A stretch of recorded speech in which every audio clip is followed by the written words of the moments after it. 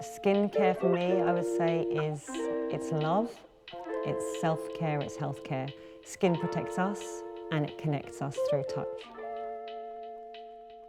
My mum would always say to me something her mum used to say to her, which is, don't put it on your face, eat it.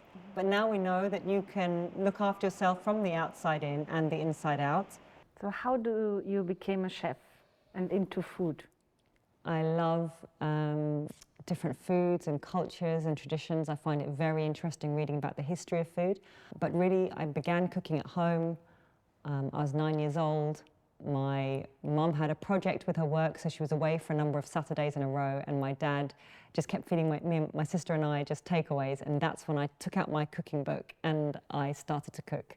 You were a self-made chef somehow. I had no formal training. I just loved to watch and learn and experiment. In some ways, not having the classical training was actually quite helpful because I could do, chocolate mousse with cacao and avocado, and I was inspired really because in the Philippines, avocado is eaten as something quite sweet, and so are beans, and we think of them as quite savory in our cooking, so I was able to kind of really mix and match and concentrate on nutrient-dense foods. I also believe that the food you eat has, of course, a lot of impact to your skin. So what do you think about that? Digestion is everything, so you can call on certain ingredients to come together. We can think about aloe vera and tulsi and saffron and turmeric. All of these things are high in antioxidants, etc. So I incorporate these spices in my food, but I'm also aware that when I can't have those foods, it's almost as important how and when you eat as what you eat. For me, eating my supper earlier had such an effect as well on the quality of my sleep. Yeah, when it comes to ingredients, seasonal as much as possible. I think this is not only great for our body and we're eating food at its prime, it's also more affordable, but I think for me, even more importantly, it connects me to the here and now. Skincare to me is holistic, and it's about feeling well in your own skin. Absolutely.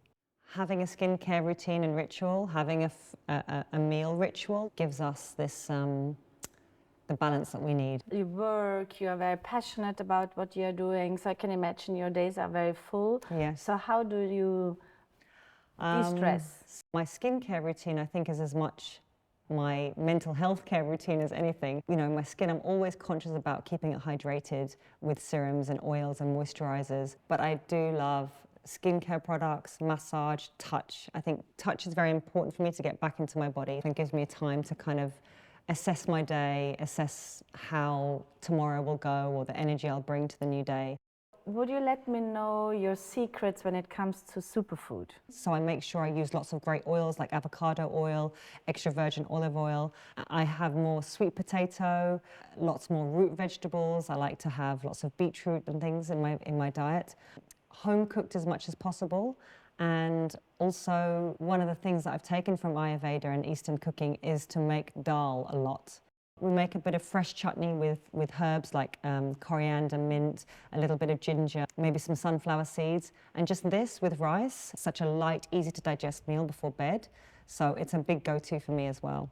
And how was this when you were younger? Was skincare also so important to you back then? I've always needed the moisturizer. I've always recognized that side of my needs. And I would say probably I was more into makeup, I guess, when I was younger, but now I'd rather spend that money on quality skincare.